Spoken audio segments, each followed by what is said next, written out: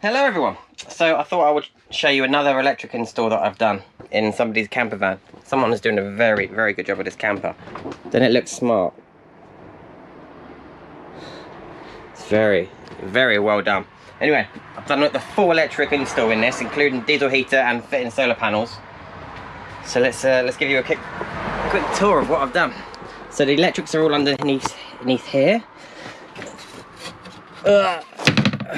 Start with the battery, shall we? So we've got two lead acid 110 amp hour batteries wired together in parallel, positive to positive, negative to negative. The first place the positive goes to is this giant fuse box. Let's do the positive side. Yeah, positive goes to this giant fuse, which goes to this bus bar. Now this heavy duty bus bar here has all the positives from the Orion battery to battery charger and the solar charge controller. They're positive. Off of this, I've got a positive here for the Orion and a positive here for the Orion going to these two breakers, a breaker for each of those. Also off of this is a cable which goes to the isolator switch there, which then goes to the fuse box, so you can kill all the power to all the electrics in the van just from that isolator switch right there. Let's put this back on. That looks nice and job. He's going to put a door on the back here, I think, so he can come back here and change a fuse. On the negative side,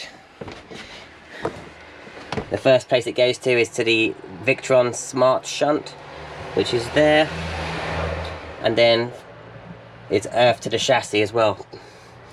This top cable here goes to the chassis, and this one comes to this negative bus bar. This negative bus bar has all the negatives for the Orion B2B and this MPPT solar charge. Both of them, all the negatives go to this. There's also a cable that comes from here back to this fuse box here. It's a 16mm cable here, which this is where all the 16mm cable there. So this is where all the appliances get their negatives from.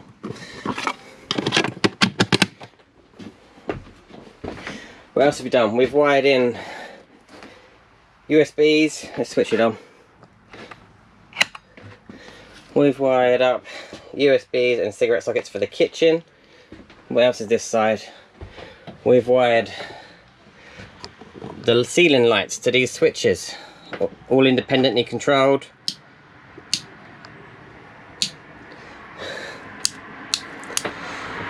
We've also wired in inside this cupboard up here. There's a cigarette socket there. We've also wired up the little submersible well pump, which is underneath the sink. The other side, we've also wired another USB and cigarette socket there. We've also wired up a USB and socket there. Also coming out of that conduit is the display for the heater, which is on. It's hard to see. This is the side we fitted the diesel heater. Well, I fitted the diesel heater. Try to neaten up the cables as best you can. But because the power because the power for the heater comes from the other side, actually the power cable goes all the way up that pillar, all the way along there, down that pillar, and through some conduit out to here. Yeah, so because it's a long travel for this cable, I put a 16mm cable in there, so the heater's got plenty of power. As far as the negative is concerned, right there onto the metal of the chassis, I ground away all the paint, got a good earthing point there for the heater. Because I've grounded the leisure system onto the chassis, that's fine, you can do that with most things. Because this sofa's not finished, I'm going to leave the customer to sort out the ducting either here or there, wherever he wants to put it. Also, I forgot to show you, there is another cigarette socket down here for their fridge, which is going underneath the kitchen. Let's show you the solar panels.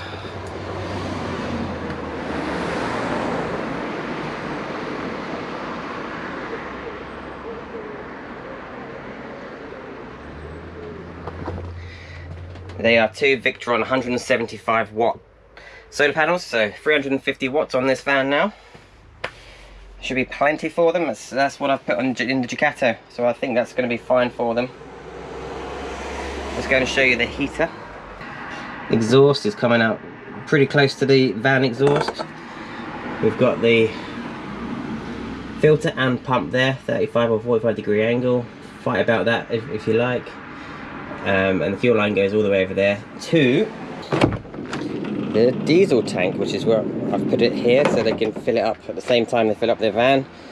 Fill it up. I think it's the best place for the tank to go. So this electric install has taken me a few days. Actually fitting the solar panels, the diesel heater, fitting the batteries. There were no electrics in here at all. The customer had kindly put conduit everywhere with string inside, so it was pull string, so that made it a lot easier. So I'm not a professional in any way, but I really enjoy 12-volt electrics. So if you're stuck or stumped with yours, you're not sure how to do it and you want someone to do it, you can let me know. Drop me a message, lukesvanlife@gmail.com. Or if you just want some suggestions or advice, if I don't know the answer, I can find out.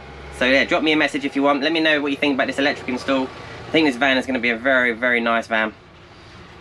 Again, thank you to today's customer.